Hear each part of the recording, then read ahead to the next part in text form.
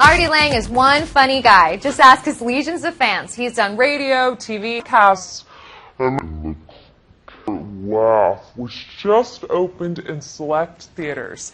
He joins us in the Fox 411 studio to chat about his new movie. Welcome, Artie. Good to be here. It's good to have you. Yeah, well, I think we make an interesting media couple.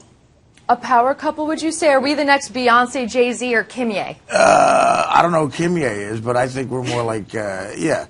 That's a good analogy. Okay, yeah, but this time you're more the Beyonce and I'm more of the rapper. Why is that? Because I think I have more street and thug appeal than you.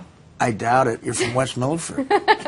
That's true. We were two Jersey kids. That's right. That ended up in this crazy city. Well, you have better bone structure than I do. That's up for debate. We'll let them be the judges. I think our kids would have a 50-50 shot at being good looking. Aw, yeah. That's very sweet. Yeah, well, thank you. Wow, my heart's melting a little bit. Well, I have that effect on women. I've heard that about you. This movie, though, it doesn't really have, it has elements, I would say, possibly of being heart melting if you really look at the character analysis of Laugh Killer Laugh and all the things the characters go through. But you play yourself in the movie. Explain that a little bit. I play a comedian. Kamal, who directed it, a real talented guy. He's been a friend of mine for a while. He needed a comic for the movie, so he asked me if I would do some of my old material, and so he could plug it in. And I said, sure, because I've been in a few of his films, and I always think they're really unique. And this film is a really dark character study about a mob guy who's like slowly losing his mind. And I was happy to do it. So I just went up and with a bunch of extras in the club and told my jokes. And it was a great audience because they had to laugh. It was in the script. So I killed. Well, yeah, because when everybody gets the applause sign. Right. But is it difficult playing yourself versus, playing an actual character in a movie? Oh, it's way easier to play yourself. Yeah, because I just, I don't have to do anything special. Just show up and be you. Yeah, it'd be hard. Like, it would be really hard to play like a gay Irish guy because I'm not a gay Irish guy. But to play me, it's simple. It's simple. Yeah. Well, that makes sense. But I want to know, especially now that we're having children. Yeah. I want to know who the real Artie Lange is. Are you the loudmouth comedian that everyone's grown to love and sometimes even hate a little bit, or are you like a super softie? Yeah, no, I don't think I'm a loudmouth. No, I don't think I'm a softie either. I just I'm pretty much what you get. Yeah. Sort of a less exaggerated version of what I am on stage. I could be opinionated at times. That's good, though. Yeah, I guess it depends. What the opinion is. I've gotten in trouble for that. Well, everybody's got an opinion, just like other things. Well, no, I know. With Twitter now, it's very scary.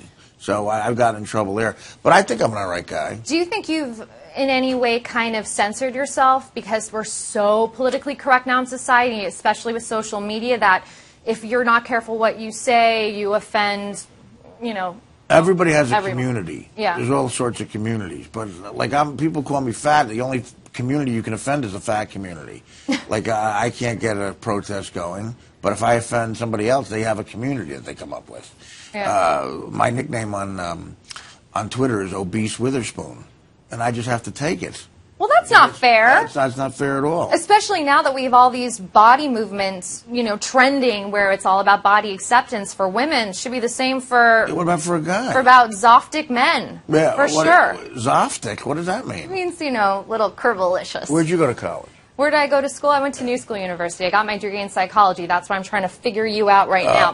There's a saying that the funniest people are sometimes the saddest people. Yeah. Now I hear about you getting Twitter bullied, and I'm having an Oprah moment here. Are you really? Are you somebody who errs on the side of being introspective and really sensitive and feeling deeply? Yeah, I like to get it out on stage. Okay. I like to get. I mean, I'm not sad. I like to get it out on stage. I like to wait till I get a microphone and everybody's looking at me. Yeah. I think most comedians are just attention whores, but not sad.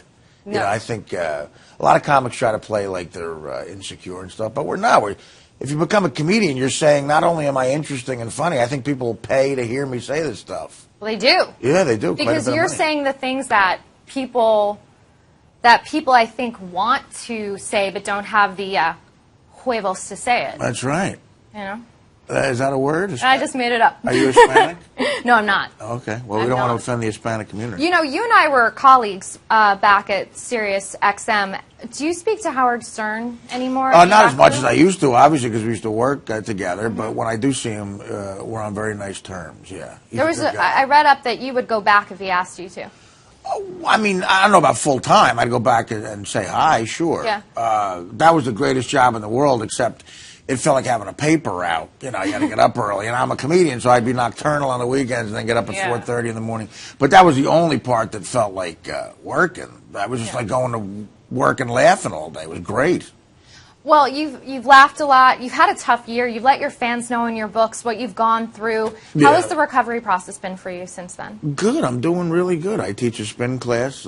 I teach a spin class at Crunch on Lafayette Street. Do you really? I also attend Juice Bar down there. Yeah, if you'd like to come. Yeah. Yeah, sure. I mean, you'd be great in my class. Okay. We have a spot opening up. That sounds great. Where can all your fans catch you? I know you have a podcast. I have a podcast. If you go to Artie Quitter, one word, artiequitter.com, you can see me do my podcast and hear me do my podcast. It's my stupid opinions on stuff. And May 1st, I'll be at Caroline's in New York City doing my stand-up back. But more importantly, in theaters today, Laugh, Killer, Laugh.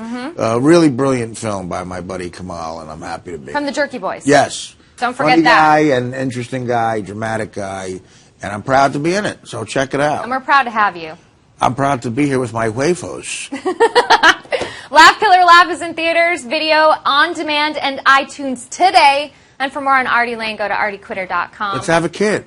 And we're going to have to discuss our family planning. For Fox 411, I'm Diana Falzone. Or should it be Diana Lange? Diana Calzone. All right.